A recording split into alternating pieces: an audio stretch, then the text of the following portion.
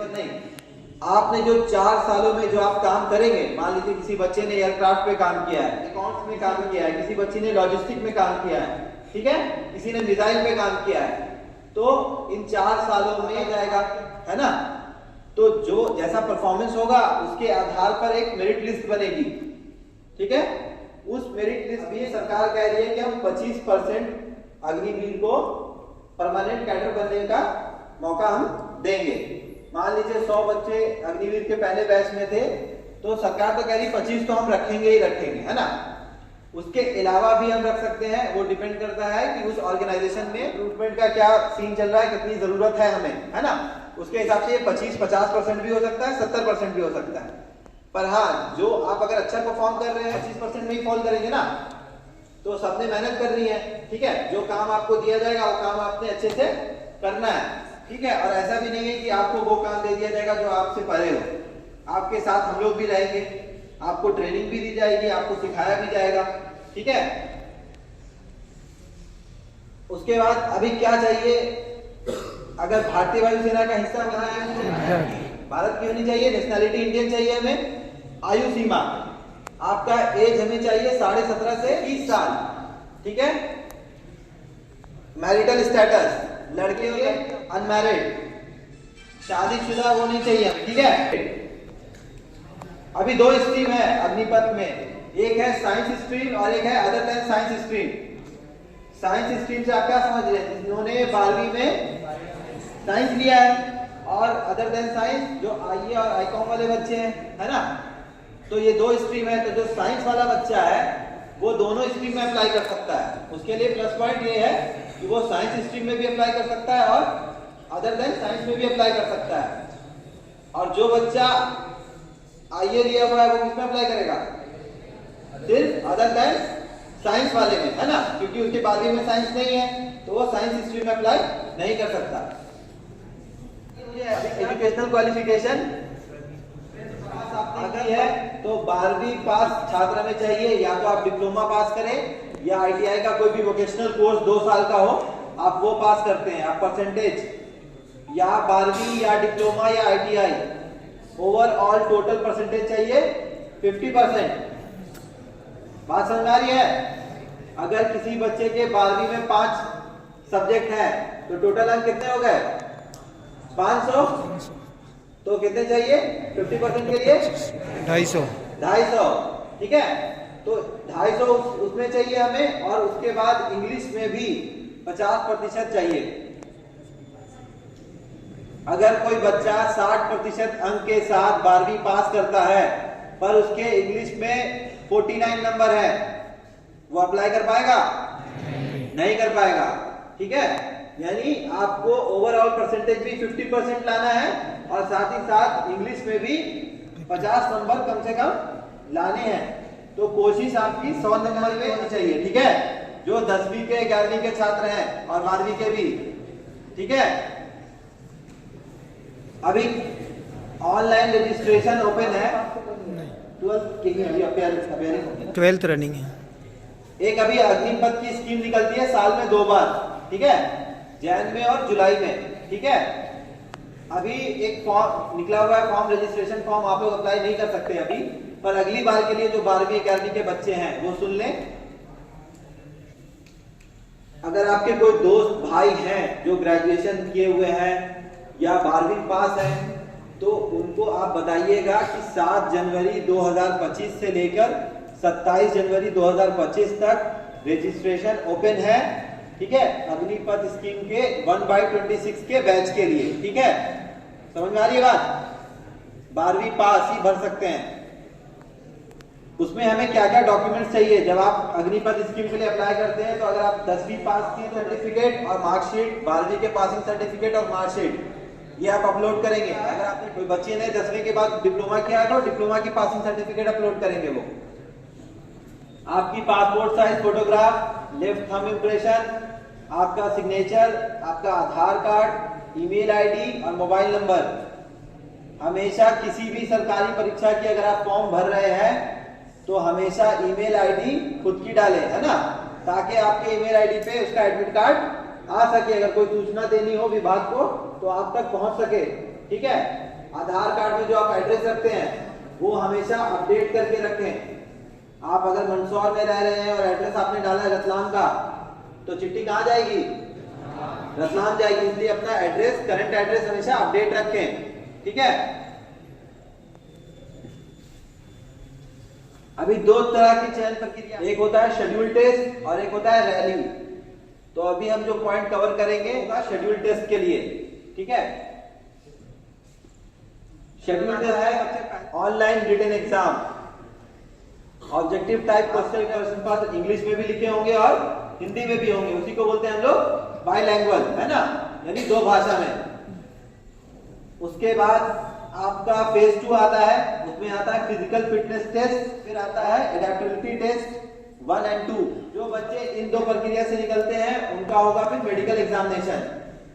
तो हम फिर अब बात करेंगे फेज 1 के ऑनलाइन रिटन टेस्ट की। सवाल क्या रहेंगे? साइंस, जो साइंस स्ट्रीम के लिए जो बच्चे 11वीं में साइंस लिया हुआ है, अगर कोई बच्चा साइंस स्ट्रीम में अप्लाई कर रहा है तो उससे प्रश्न पूछे जाएंगे फिजिक्स से और मैथ से। इंग्लिश के 20 क्वेश्चन रहेंगे, फिजिक्स के 25 क्वेश्चन रहेंगे और मैथ के 25 क्वेश्चन रहेंगे। टोटल कितने हो गए? 70। इंग्लिश के 20, फिजिक्स के 25 और मैथ के 25, टोटल 70 क्वेश्चन हो गए। आपको समय मिलेगा पूरे 60 मिनट, यानी 1 घंटा।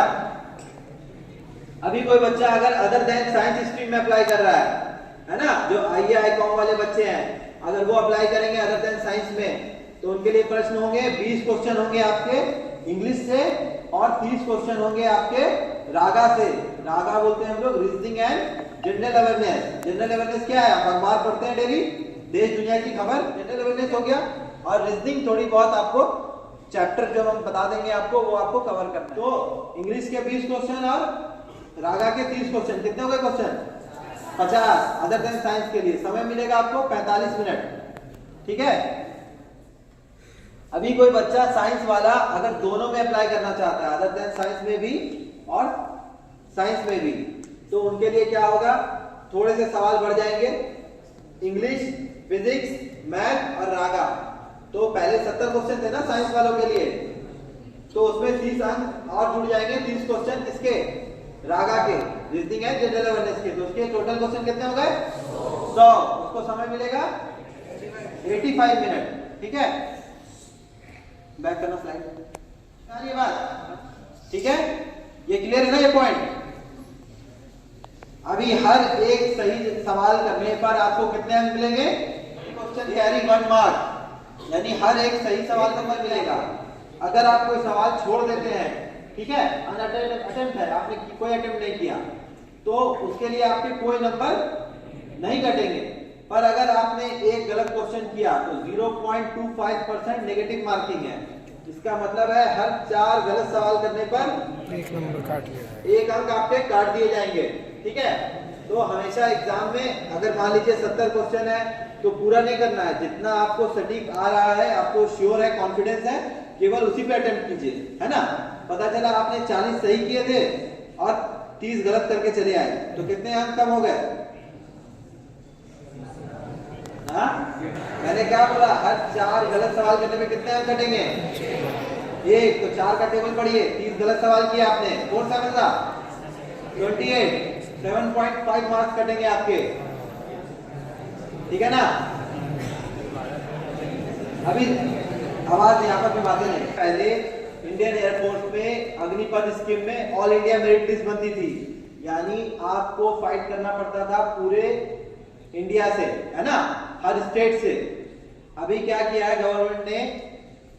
अभी जो स्कीम आई है उसमें ये कहा गया है कि अब से स्टेट वाइज वैकेंसी अलॉट होगी। इसका मतलब आप क्या समझते हैं? स्टेट वाइज वैकेंसी अलॉट होगी, यानी जो टोटल वैकेंसी आई है यूथ पॉपुलेशन के बेस पर उसको डिवाइड कर दिया गया है। मान लीजिए अगर 17.5 से 21 साल के बच्चे एमपी में ज्यादा है तो एमपी को ज्यादा वैकेंसी मिलेगी, बिहार में कम है तो बिहार को कम वैकेंसी मिलेगी, ठीक है ना। तो और आपका जो मेरिट लिस्ट बनेगा वो स्टेट वाइज मेरिट लिस्ट होगा। मतलब आपकी फाइट किससे है? स्टेट से है। अब जो कंपटीशन है ये आपका स्टेट कंपटीशन है। जो एमपी की सीट है उसमें एमपी के ही बच्चे लिए जाएंगे, ठीक है ना। तो ये प्लस पॉइंट है आपके लिए। फेज 2 जैसा मैंने बताया ना कि फेज 1 आप लेंगे अपने ही नियमत में, आप ऑनलाइन रजिस्ट्रेशन करेंगे और आपको सेंटर अलॉट किया जाएगा सीडैक के द्वारा, आपस में बातें नहीं होगा।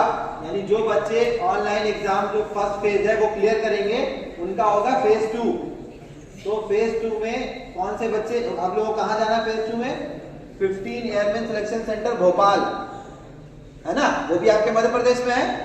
कोई दिल्ली, छत्तीसगढ़ या मुंबई, पुणे नहीं जाना, आपको कहां आना है? हमारे ही पास आना है फेज 2 के लिए। आपसे मध्य प्रदेश और छत्तीसगढ़ के बच्चे फेज 2 यानी आपका फिजिकल फिटनेस टेस्ट और एडेप्टिविटी टेस्ट के लिए कहां आएंगे? भोपाल आएंगे। फिजिकल फिटनेस टेस्ट जो आपका पहला टेस्ट होगा वो होगा 1600 मीटर की दौड़, 1.6 किलोमीटर की दौड़ होगी। आपके लड़के और लड़कियां दोनों के लिए सेम 1.6 किलोमीटर की दौड़ है, पर समय का डिफरेंस है। लड़कों के लिए समय है 7 मिनट और लड़कियों के लिए 8 मिनट। ठीक है, फिर आपस में बातें उनका होगा PFT2। PFT2 तीन चीजों से मिलकर बनता है, पुशअप, स्क्वाट्स और सिटअप। सबको पता है ना पुशअप, सिटअप, स्क्वाट्स किसको बोलते हैं? लड़कियों को। ठीक है, तो पहले मैं लड़कों के बारे में बता रहा हूं। आपको 10 पुशअप करने हैं, समय मिलेगा आपको 1 मिनट। 10 सिटअप करने हैं, समय मिलेगा आपको 1 मिनट। और स्क्वाट्स करने हैं आपको 20, उसके लिए भी समय मिलेगा 1 मिनट। कोई मुश्किल है? कोई मुश्किल नहीं। लड़कियों के लिए कोई पुशअप नहीं है, लड़कियों के लिए कोई पुशअप नहीं है। आपको सिटअप करना है 10, समय कितना मिल रहा है आपको? 1 मिनट, 1.5 मिनट। ठीक है, और स्क्वाट्स करने हैं 15, समय मिलेगा 1 मिनट। स्क्वाट समझ में आता है आप लोगों को? सबने आपको वही है, बस वही उठक बैठक है, हाथ सामने रखने हैं। ठीक है, हाँ वही है। एडेप्टेबिलिटी टेस्ट, फिर बातें नहीं, मैं कुछ बोल रहा हूँ पहले ध्यान से सुन लो। एडेप्टेबिलिटी टेस्ट क्या होती है? इसमें हम ये चेक करते हैं कि आप जो है इंडियन माहौल को एडॉप्ट कर सकते हैं। आपको किसी गिवन कंडीशन में कोई काम बोला जाएगा तो आप ये नहीं कहेंगे कि मैं ये काम नहीं करूंगा। यानी एक तरह से ऑब्जेक्टिव टाइप क्वेश्चन है, बहुत बेसिक क्वेश्चन होते हैं। वो सिर्फ ये जज करना चाहते हैं कि आप किसी भी परिस्थिति में काम करने के लिए तैयार है कि नहीं। एडेप्टेबिलिटी टेस्ट 2, इसमें क्या होता है? 10 बच्चे सामने बैठे होंगे, जैसा आप तस्वीर में देख रहे हैं। 4 लोग सामने पैनल में बैठे होते हैं। आप लोग वाइवा देते होंगे ना, एज गुड एज वाइवा है। फर्क सिर्फ इतना है कि हम आपको एक टॉपिक देंगे, इसके बारे में आपको अपने जिले के बारे में लिखना है। तो हर बच्चा अपने जिले के बारे में लिखेगा इंग्लिश में 5 लाइन 10 लाइन जो भी आपको समझ में आए, है ना। और उसके बाद आपको बोला जाएगा उसी पॉइंट पे खड़े होकर आप अपनी लिखी हुई बात पढ़ेंगे, है ना, बिना देखे। आप ही ने लिखे है ना, अभी वो 10 लाइन आप ही ने लिखे हैं, तो उसको बोलने में कोई परेशानी होनी चाहिए। ठीक है, इसे हम क्या चेक करते हैं? एक तो आप जब लिखते हैं तो उससे आपका कंप्रीहेंशन स्किल और आपकी रीजनिंग एबिलिटी, सोचने समझने की क्षमता, तर्क वितर्क शक्ति और आपकी राइटिंग स्किल, हम वो देखते हैं। जब आप उस चीज को खड़े होकर बोलते हैं तो उससे आपका कम्युनिकेशन स्किल पता चलता है हमें, है ना। क्योंकि इंडियन एयरफोर्स में केरला से भी लोग आते हैं, आंध्र प्रदेश से भी आते हैं, पूरे इंडिया से आते हैं, तो जरूरी नहीं कि सबको हिंदी आए, है ना। तो अगर आपके साथ 2 केरला वाले लोग काम कर रहे हैं तो आपको अपनी बातों को समझानी है और उनकी बातें आपको समझनी है ना। तो इसीलिए एक आपका लैंग्वेज बैरियर पे थोड़ा सा थोड़ी बहुत आपको इंग्लिश कि आप दूसरे को समझा पाए कि आप क्या कहना चाहते हैं, और जो दूसरा कह रहा है वो उसकी बातें आप समझ पाए। भाषा का मतलब यही होता है। ठीक है, सोशल एडजस्टमेंट क्या है कि आप 10 तरह के लोगों के साथ हैं। अगर आप किसी ग्रुप डिस्कशन में हैं तो अगर पहला बंदा कुछ बोल रहा है तो आपको ध्यान से उसको सुनना है कि उसने कौन से पॉइंट्स कवर किए और कौन से छोड़ दिए। ये आपका बिहेवियर चेक होता है उस टाइम, है ना। किसी भी ग्रुप डिस्कशन में यही होता है कि आप अच्छे से सुनिए। जो 9 लोग हैं, आपका नंबर 10वां है, 9 लोगों ने 9 पॉइंट को रिपीट किया है, 2 पॉइंट छोड़ दिया, तो आप सबसे पहले उठ के क्या कहेंगे? कि मेरे से पहले जो 9 लोग थे इन्होंने इन पॉइंट पे एम्फेसिस किया है, ये चीजें बताई हैं, 2 पॉइंट मेरे हैं, तो आप वो 2 नई बात बताएंगे जो इन 9 लोगों ने नहीं बताई थी, तो आपका एक अलग इंप्रेशन बनता है। ऐसा आप तब कर पाएंगे जब आप खामोशी के साथ अगला क्या कह रहा है उसको आप सुनेंगे। अगर उस वक्त आप पेन से खेलने लगे या अपने ख्याल में चले गए कहीं और, तो पता भी नहीं चलेगा कि पहले वाले ने क्या बोला था, है ना।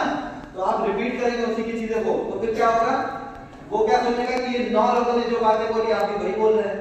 हो सकता है आपका भी अपना कोई सोच है ही नहीं, आप पे कोई विचार नहीं है उसके प्रति, ठीक है ना। तो ये ध्यान रखना है, ग्रुप डिस्कशन में हमेशा कहीं भी आप कान खोलकर सुने कि अगला क्या कहना चाह रहा है आपको, है ना। तब आप उससे कुछ पॉइंट निकलेंगे भी, उसने क्या छोड़ा है और उसको आप कवर करेंगे, इससे एक अलग इंप्रेशन बनेगा आपका, ठीक है। सेंस ऑफ रिस्पॉन्सिबिलिटी, भारतीय वायुसेना में या किसी भी सेना में जाने के लिए कोई जबरदस्ती तो नहीं है, आप अपनी इच्छा से आ रहे हैं, देश सेवा का जज्बा आपके पास होना चाहिए, है ना। एक जहाज की कीमत आपको पता है, फाइटर एयरक्राफ्ट की कीमत कितना, कोई बच्चा 100 करोड़ 200 करोड़ कुछ भी, कितना 100 करोड़। वो जो छोटा एयरक्राफ्ट देखा था ना आपने, वो 1200 करोड़ का होता है, और जो ट्रांसपोर्ट एयरक्राफ्ट आपने देखे बड़े वाले, वो 2500 करोड़ का होता है। आवाज नहीं। तो इसीलिए सोचिए कि इतने महंगे एयरक्राफ्ट हैं, अगर कोई बच्चा एयरक्राफ्ट में काम कर रहा है, उसने एक आपका प्रेशर पाइप नहीं जोड़ा या अपना टूल्स जो आपका स्पैनर है वो वहीं पे छोड़ दिया, क्या होगा, जान का भी नुकसान होगा और सामान का भी नुकसान होगा, है ना। तो इसीलिए रिस्पॉन्सिबल बंदे चाहिए। आपको किसी पोस्ट पे तैनात किया गया और आप जो है सो गए रात में, तो दुश्मन आएगा ना, नहीं चाहिए। आप ग्रुप डिस्कशन के लिए आए हैं, आपको बोला गया कि आप पेन कैरी करेंगे और आप पेन छोड़ के चले आए, ये क्या दर्शा रहा है कि आप कितने रिस्पॉन्सिबल है अपने प्रति। आप एग्जाम देने के लिए आए ना, तो ये बातें आपका फॉलो करेंगे जब आप खामोशी के साथ इंस्ट्रक्शन को सुनेंगे। यही बच्चे, आप में से बच्चे जब एग्जाम देने आते हैं, OMR शीट देखी है ना सबने, आधे से ज्यादा बच्चे OMR शीट गलत भरते हैं। OMR शीट चेक होती है स्कैनर के द्वारा, तो अगर आपने गलत डॉट भर दिया तो वो रोल नंबर ही नहीं करेगा सर्च, वो सीधा उठा के रद्द कर दिया जाता है OMR शीट। तो इसलिए जो इंस्ट्रक्शन आपको दिए जाते हैं उसको ध्यान से सुने और उसको फॉलो करें, ठीक है। और बॉडी टैटू, कोई ऐसा बच्चा है जिसने बॉडी टैटू बनवाया है? नहीं, अच्छी बात है, किसी ने बॉडी टैटू नहीं बनवाया। इंस्टाग्राम, टिकटॉक, यूट्यूब के रील्स के चक्कर में बॉडी टैटू नहीं बनाए। सिर्फ भारतीय वायुसेना नहीं, इसके अलावा बहुत सारे सरकारी नौकरी ऐसी है जहां आपको मेडिकल में छांट दिया जाएगा, क्योंकि बॉडी टैटू परमिटेड नहीं है, ठीक है ना। एक तो उसका सबसे पहला आपका स्वास्थ्य के नुकसान है। आपको जिस जगह से आप टैटू बनवा रहे हैं वही नीडल वो इससे पहले किसी और को यूज कर रहा है, हो सकता है उसको बीमारी हो, है ना, या जो इंक वो यूज कर रहा है, ठीक है ना, आप देखते हैं ना रिएक्शन होता है उसका, तो आपको स्किन कैंसर के चांसेस बढ़ते हैं, ठीक है, और बहुत सारी बड़ी बड़ी बीमारी फैल सकती है। तो फौज कभी भी बीमार आदमी को कोई लेगा नहीं, लेगा ना। मध्य प्रदेश और छत्तीसगढ़ में बहुत सारे ट्राइबल एरिया हैं, है ना, ट्राइब्स रहते हैं, तो उनका बर्थ मार्क होता है, ठीक है ना, स्पेसिफिक। वो जब बच्चा पैदा होता है उसी वक्त लगा दिया जाता है उस कबीले का निशान। वो टैटू की लिस्ट है हमारे पास, वो टैटू परमिटेड है, उसके अलावा कोई भी तरह का टैटू परमिटेड नहीं है, ठीक है। मिनिमम हाइट लड़के और लड़कियां दोनों के लिए कितना है, 152 सेंटीमीटर। अभी एनसीसी के जितने बच्चे हैं जिनके पास एनसीसी का A सर्टिफिकेट है, B सर्टिफिकेट है, जब फाइनल लिस्ट बनेगी, मेरिट लिस्ट, है ना, आपके ये मार्क्स जो है आपके सर्टिफिकेट के द्वारा ऐड किए जाएंगे। मान लीजिए किसी बच्चे ने टोटल स्कोर किया 105 नंबर, है ना, और उसके पास एनसीसी का A सर्टिफिकेट है, तो उसकी मेरिट लिस्ट कितने नंबर से बनेगी, 110 से 5 अंक उसको एनसीसी A सर्टिफिकेट के मिलेंगे। अगर B है तो 6 अंक और C है तो 7 अंक। ये सिर्फ मेरिट लिस्ट बनने के समय ये अंक आपके काम आएंगे, है ना, उससे पहले नहीं। अभी नौकरी लग जाने के बाद अब आपका सवाल होता है कि 4 साल क्या होगा। पहला तो ये सोचना नहीं है आपको जो है हटा ही दिया जाएगा, अगर आप अच्छे साबित हुए, आपको जो काम किया गया आपने वो काम बखूबी से निभाया, तो आपके चांसेस है निकलने के। आप में से ही अगर बच्चे जो 12वीं के हैं 10वीं के हैं, अगर आप पढ़ाई नहीं करेंगे अच्छे से, तो कोई बच्चा 80% अंक के साथ पास करता है और कोई बच्चा 30 से भी पास करता है, 40 से भी पास करता है। ये क्या दर्शाता है कि इस एक साल में उस बच्चे ने कितनी मेहनत की है ना। आपकी मेहनत के आधार पे आपके नंबर आते हैं ना। तो जो बच्चा 40% है लाता है, स्कोर कर रहा है, और एक 80%, तो कौन ज्यादा मेहनती है? तो लोग किसको पसंद करेंगे? तो एयरफोर्स भी उसी को पिक करेगी ना। तो आपको उसका हिस्सा बनना है, अपने आप को दिखाना है कि आप मेहनत कर सकते हैं। नौकरी लगने के बाद सबसे पहला आपका आता है जॉब सेटिस्फैक्शन। आपके 12वीं के बाद 17-18 साल की उम्र में आपके पास 30,000 की सरकारी नौकरी लग गई है ना। आपके घर में आमदनी आने लगी, तो इकोनॉमिक स्टेबिलिटी हो गई, यानी आर्थिक व्यवस्था थोड़ी ठीक हो गई है ना। क्वालिटी ऑफ लाइफ, आपके जीवन जो भी जैसे आप चल रहे थे, जैसे जी रहे थे जिंदगी, उसका नजरिया चेंज हो गया। बच्चा 10-11 बजे सो के उठ रहा है, वहां पे अगर सुबह 7 बजे उठना है तो मतलब 7 बजे उठ के रेडी होके यूनिफॉर्म पहन के तैयार रहना है एकदम, है ना। डिसिप्लिन सिखाएगी आपको फौज। आपके जीवन जीने का नजरिया बिल्कुल बदल जाएगा, आप कुछ और ही बन जाएंगे 4 सालों में, ठीक है। आपको बहुत सारे एडवेंचर करने का मौका मिलेगा। किसी को स्काई डाइविंग करनी है, रिवर राफ्टिंग करनी है, स्कूबा डाइविंग करना है, इंस्टाग्राम पे पोस्ट कर सकते हैं। वो एडवेंचर आपको इंडियन एयरफोर्स कराएगी, मैं आगे दिखाऊंगा आपको स्लाइड्स में। इसके अलावा आपके जो है, आप आज एमपी में है, मंदसौर में है, आपको मौका मिलेगा अरुणाचल प्रदेश घूमने का, कश्मीर घूमने का, कन्याकुमारी देखने का, है ना। ज्यादा कल्चर को आप देखेंगे और अपने आप में पर्सनालिटी डेवलप होती है ना, ज्यादा लोगों के बीच में रहने से, है ना। 4 सालों के बाद ये सारी कंपनियां हैं, अगर आप 4 सालों के बाद आपको परमानेंट कैडर का हिस्सा नहीं बन पाए किसी भी कारणवश, तो ये सारी कंपनियां हैं जिसमें स्टेट गवर्नमेंट रिजर्वेशन दे रही है आज के डेट में, ठीक है। आपका कोटा है, आप इस कोटे के प्रति अगेन आपको एग्जाम देने होंगे। एग्जाम दे करके आप इन सारे कंपनियों में ज्वाइन कर सकते हैं। अगर मान लीजिए किसी बच्चे ने एयरक्राफ्ट पे काम किया है 4 साल, उसके पास इंडियन एयरफोर्स का सर्टिफिकेट होगा, एक्सपीरियंस सर्टिफिकेट। अगर वो इंडिगो एयरलाइंस में, पता है ना इंडिगो में अप्लाई करेगा, तो किसको प्रिविलेज मिलेगी, किसको वेटेज मिलेगा? एक फ्रेशर्स बच्चे को या एक्सपीरियंस वाले को, है ना। फ्रेशर्स को कौन लेगा? एक्सपीरियंस वाले को लेगा। इंडियन एयरफोर्स का एक्सपीरियंस है आपके पास। अभी ट्रेनिंग पैटर्न, लड़के और लड़कियों के लिए ट्रेनिंग पैटर्न ऑलमोस्ट सेम है, थोड़ा बहुत रिलैक्सेशन है लड़कियों को। आपके रहने का और ट्रेनिंग का डॉर्मेट्री और आपका मेस बिल्कुल अलग है लड़कों से, ठीक है ना। ऐसा नहीं है लड़के और लड़कियों की साथ में ट्रेनिंग हो रही है। ट्रेनिंग एरिया अलग है, उनका ट्रेनिंग एरिया अलग। साल में छुट्टी आपको कितनी मिल रही है? 30 दिन की एनुअल लीव है, ठीक है। ये वो छुट्टी है जो आप अपने घर वालों के साथ बिताएंगे, ठीक है। इसके अलावा संडे की छुट्टी, ईद की छुट्टी, दिवाली की छुट्टी, अगर आप घर नहीं आ रहे हैं अपने, तो वहां भी छुट्टी हो रही है। पर फर्क इतना है कि आप कैंपस में हम लोगों के बीच वो छुट्टी मनाएंगे, ठीक है। अगर कोई बच्चा बीमार पड़ जाता है, कुछ भी हो सकता है ना, कोई बच्चा बीमार पड़ गया, डेंगू हो गया, किसी को मलेरिया हो गया, किसी का हाथ फ्रैक्चर हो गया किसी कारणवश, तो अगर उसको डॉक्टर रिकमेंड करेगा सिक लीव, मान लीजिए डॉक्टर ने किसी बच्चे को बोला कि 30 दिन की आपकी सिक लीव है, तो ये सिक लीव उस एनुअल लीव से अलग है, ठीक है ना। ये ध्यान रखना है कि मान लीजिए अब कोई बच्चा बीमार पड़ जाता है साल के पहले ही महीने में, तो उसको 15 दिन की अगर डॉक्टर ने छुट्टी दे दी कि आप 15 दिन आराम कीजिए, तो ऐसा नहीं है कि आपकी जो एनुअल लीव है उससे कट जाएगा, है ना। सिक लीव अलग है, इसलिए इसका नाम भी अलग है, बीमारी की छुट्टी। CSDN medical, canteen store department का नाम सुना है सबने? कैंटीन, आर्मी वाली कैंटीन, उसमें सामान सस्ता मिलता है ना, क्योंकि उसमें GST नहीं लगता। और मेडिकल आपका, और अगर माता पिता आपके ऊपर आश्रित हैं, अगर उनकी कह लीजिए कि आय कम है, अगर वो भी आप पे आश्रित है, तो आपका और आपके माता पिता का मेडिकल है ना, का इलाज मुफ्त होगा, दवाइयां भी मुफ्त मिलेंगी।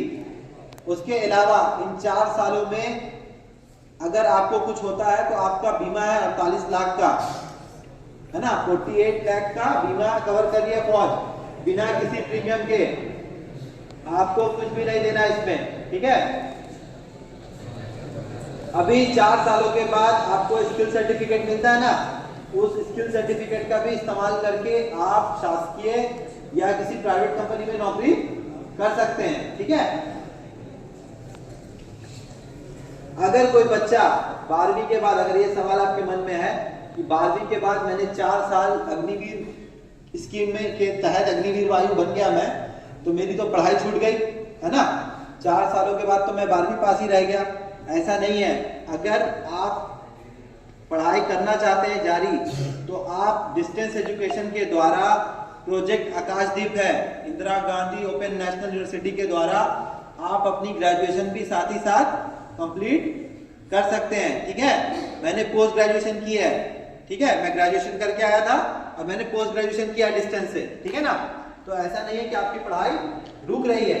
आप 4 सालों के बाद आप ग्रेजुएशन के साथ बाहर आएंगे और आपके पास स्किल सर्टिफिकेट होगा और साथ ही साथ आपके पास एक पैसा भी होगा जमा किया हुआ, वो भी मैं बताऊंगा आगे। Salary next slide. पहले साल मैं सिर्फ बेसिक पे की बात कर रहा हूँ, बेसिक पे समझ रहे हैं ना, सिर्फ बेसिक पे। पहले साल आपका है 30,000 रुपए प्रति माह, दूसरे साल है 33,000 रुपए प्रति माह, तीसरे साल है 36,500 और चौथे और आखिरी साल है 40,000 रुपए प्रति माह। इसके अलावा आपको यूनिफॉर्म के लिए भी पैसे मिलेंगे। इसके अलावा आपको रिस्क एंड हार्डशिप अलाउंसेस भी मिलेगा।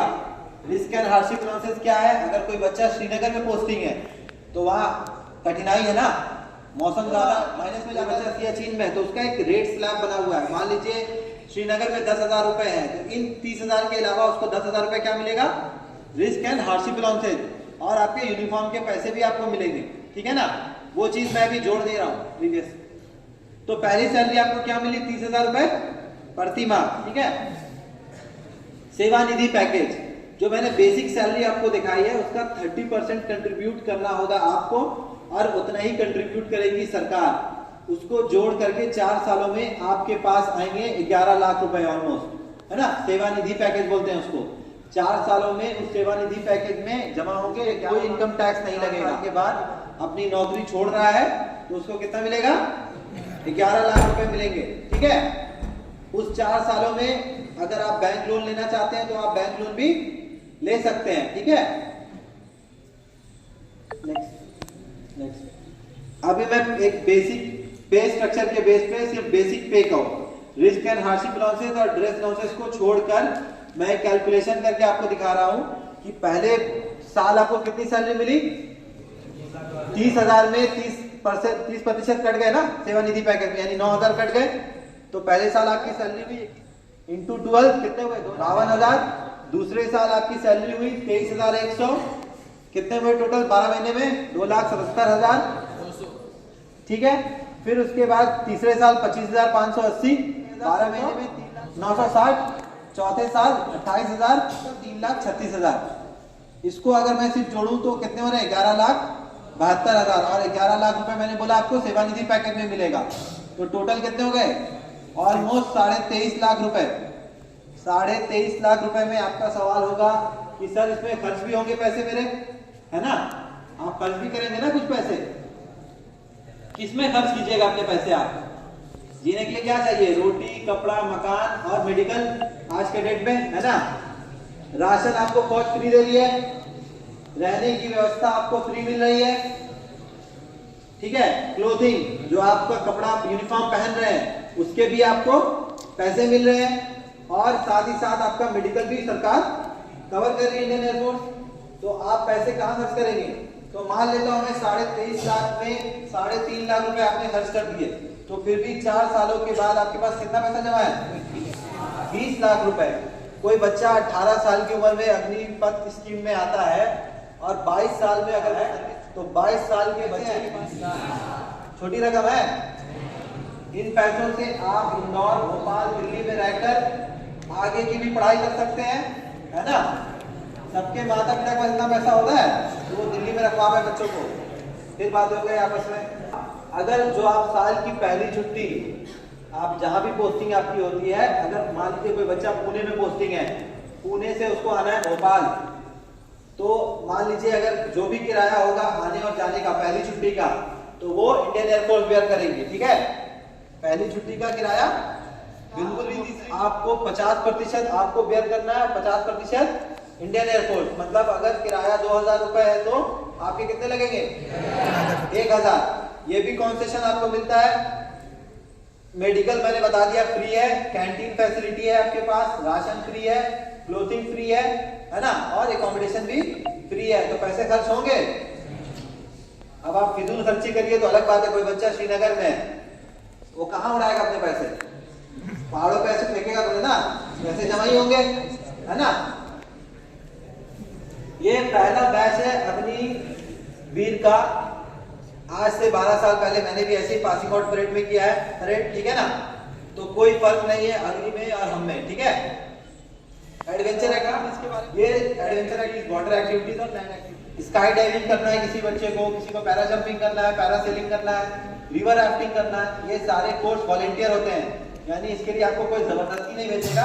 अगर आपकी इच्छा है, आपको शौक है, तो आप अप्लाई करेंगे और ये कोर्सेज आप फ्री में कर सकते हैं। ये वेबसाइट है, इस वेबसाइट के द्वारा आपको रोजगार समाचार में भी पता चलता रहेगा। जैसे साल में कितनी बार फॉर्म आता है? 2 बार आता है, ठीक है ना, जैन में और जुलाई में। तो देखिए अभी रजिस्ट्रेशन टाइम लाइन क्या है? 27 जनवरी तक। अगर आप लोग 12वीं पास नहीं है, जो बच्चे अगर किसी के दोस्त आ रहे हैं जो 12वीं पास है, घर में भाई है, तो आप उनको बता सकते हैं, ठीक है। डेट ऑफ बर्थ ब्लॉक क्या है? 1 जनवरी 2005 से लेके 1 जुलाई 2008 के बीच में जिनका डेट ऑफ बर्थ फॉल कर रहा है वो बच्चे अप्लाई कर सकते हैं, ठीक है। नेक्स्ट तो पूछ सकते हैं। समझ में आया? अग्निपथ स्कीम का समझ में आया सबको? कोई डाउट है? लड़कियों को भी मौका है ना, आपको भी मौका है कि आप भी 4 सालों के बाद कितने पैसे लेके आ रही वापस, है ना। कोई सवाल? आपस में बातें नहीं, डाउट हो, कोई सवाल हो तो आप अभी पूछ सकते हैं, है ना। हम वहां से इसी बात के लिए आए हैं कि आपके मन में कोई डाउट्स है, कोई सवाल है प्रक्रिया को लेकर, भर्ती प्रक्रिया को लेकर, तो आप पूछिए। कोई डाउट्स है किसी को? सारे पॉइंट्स क्लियर हैं? तो कितने बच्चे फॉर्म भरेंगे 12वीं के बाद?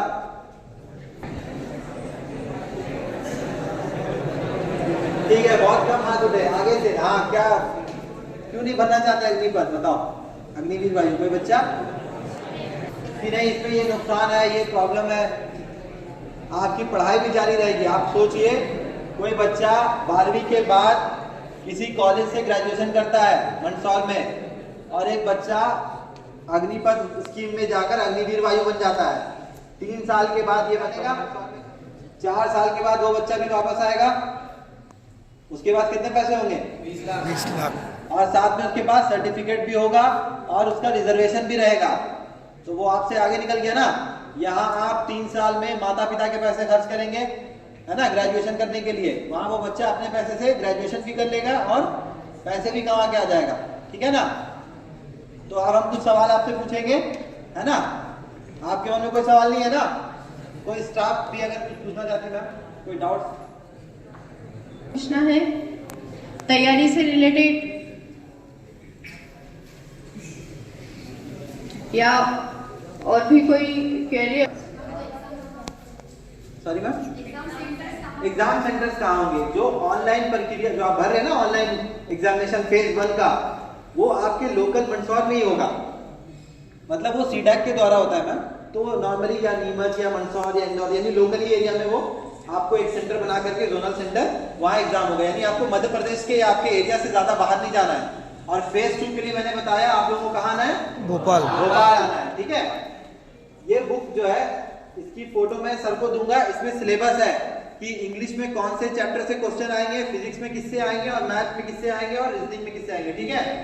तो जो इंटरेस्टेड बच्चे हैं वो इसके माध्यम से जान सकते हैं, है ना। कॉपी मैं मैम के पास देके जाऊंगा, प्रिंसिपल मैम के पास, वो आप लोगों को ग्रुप में शेयर कर देंगी मैम, ठीक है।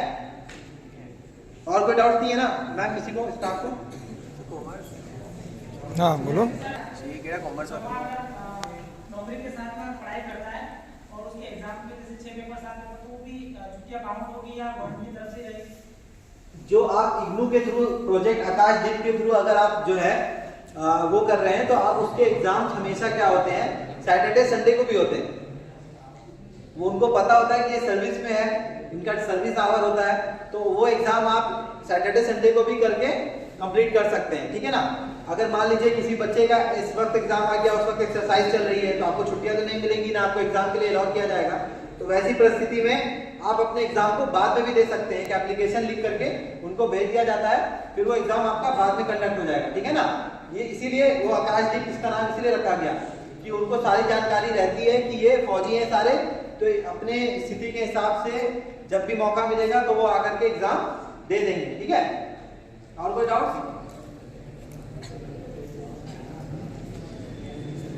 अभी सर कुछ सवाल पूछेंगे बच्चे से, पहले आप ध्यान से सुने। जिन बच्चों को जवाब आते होंगे तो पहले वो अपना हाथ उठाएंगे और अपनी जगह पर। अभी क्वेश्चन पूछता हूँ मैं, जो सही बताएगा उसका फिर आगे बुला गिफ्ट भी दिया जाएगा, फोटो भी खिंचाएगी, ठीक है। तो सबसे पहले तो इंडियन एयरफोर्स का गठन कब हुआ था? ये हाँ, एक हाथ उठाना है, एक एक बंदे को बताया जाएगा, ठीक है। तो सबसे पहले आप बताइए। 8 अक्टूबर 1932। बहुत बढ़िया था।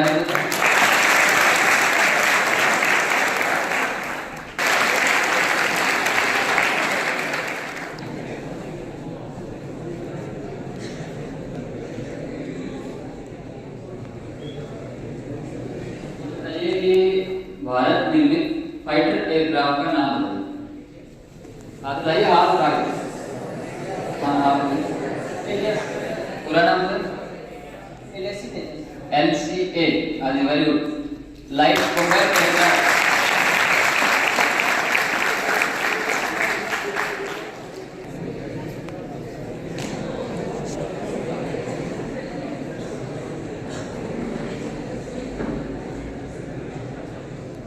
है कि ट्रांसपोर्ट एयरक्राफ्ट के बारे में मैंने बताया आपको, ठीक है। गजराज इस ट्रांसपोर्ट एयरक्राफ्ट का नाम है, बताया था ना, हादी योगराजा गजराज। हाथ ऊपर कर दें। उस एयरक्राफ्ट का नाम बताया जिसका नाम गजराज जिसको बोला जाता है। सभी एयरक्राफ्ट का नाम होता है, तो उसका नाम क्या है? चिनूक नहीं, चिनूक हेलीकॉप्टर का नाम IL-76 गजराज। तो नेक्स्ट करिए कि फाइटर हेलीकॉप्टर के बारे में सर ने बताया, ठीक है। तो भारत निर्मित एक हेलीकॉप्टर है, उसका नाम बताइए। हाँ, तो क्या नाम है? तेजस नहीं, वो एयरक्राफ्ट है, फाइटर हेलीकॉप्टर का कुछ हेलीकॉप्टर का नाम बताइए।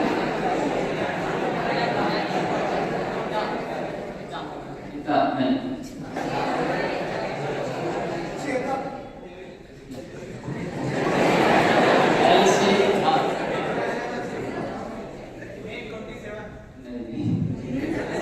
LCS लाइट कॉम्बैट हेलीकॉप्टर प्रचंड, ये नाम है। तो ऑपरेशंस के बारे में पूछता हूँ मैं, कारगिल ऑपरेशन का क्या नाम है? हाँ, बहुत बढ़िया।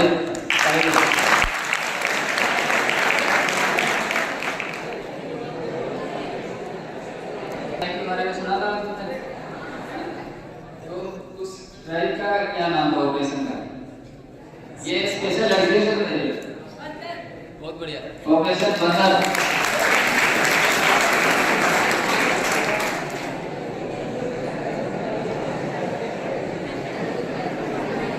एक क्वेश्चन पूछता हूँ आपकी अग्निपथ स्कीम के बारे में, ठीक है। तो दौड़ के बारे में बताया था, ठीक है। तो लड़कियों को कितना टाइम है?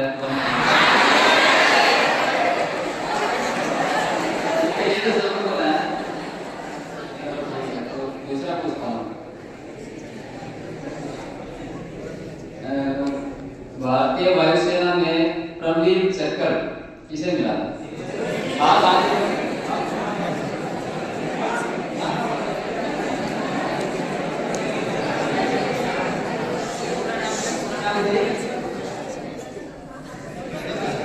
Yours.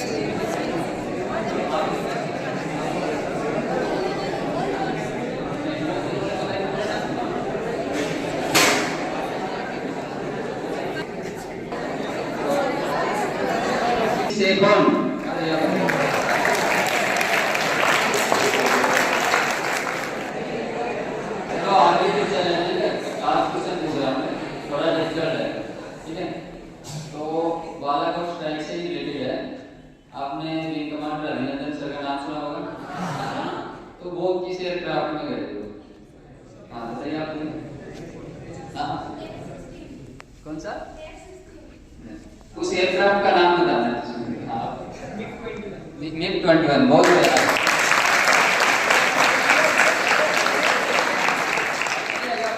हाँ चलो तो फिर नेक्स्ट क्वेश्चन बाकी है। सबसे लेटेस्ट फाइटर एयरक्राफ्ट कौन सा है? राफेल। बहुत बढ़िया। फ्रांस से खरीदा था आपने।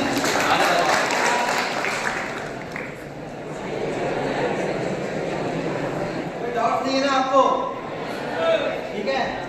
12वीं के कितने बच्चों को मिला? 5। ठीक है ना? तो आप लोगों को तैयारी करनी है। हमने आपको बता दिया स्कीम के बारे में। क्या जो डाउट इंग्लिश सबटाइटल के साथ नीचे डायलॉग डिलीवरी होगा, नीचे सबटाइटल आता है ना इंग्लिश में लिखा हुआ, उससे आपको जो है जनरल आइडिया होगा कि क्या बातें कैसे बोली जा रही है, कौन से शब्द का उपयोग किया जा रहा है। न्यूज़पेपर बीच में एक ही न्यूज़पेपर ले आप इंग्लिश का, उसको पढ़ना है। ठीक है। उसका अच्छा स्कूल में भी आते हैं आपके, बताइए लाइब्रेरी है ना आपके स्कूल में, उसका इस्तेमाल कीजिए। एडिटोरियल सेशन होता है, उसमें पार्टिकुलर टॉपिक के बारे में लिखा होता है, उसको पढ़िए, इससे आपका आइडिया भी मिलेगा। ठीक है ना? इंग्लिश को कमजोरी नहीं बनाना है। ठीक है, समझ आ रही है ना बात? ठीक है, तो सब प्रॉमिस करें ना अगली बार अच्छे नंबर से आप पास करें। ठीक है।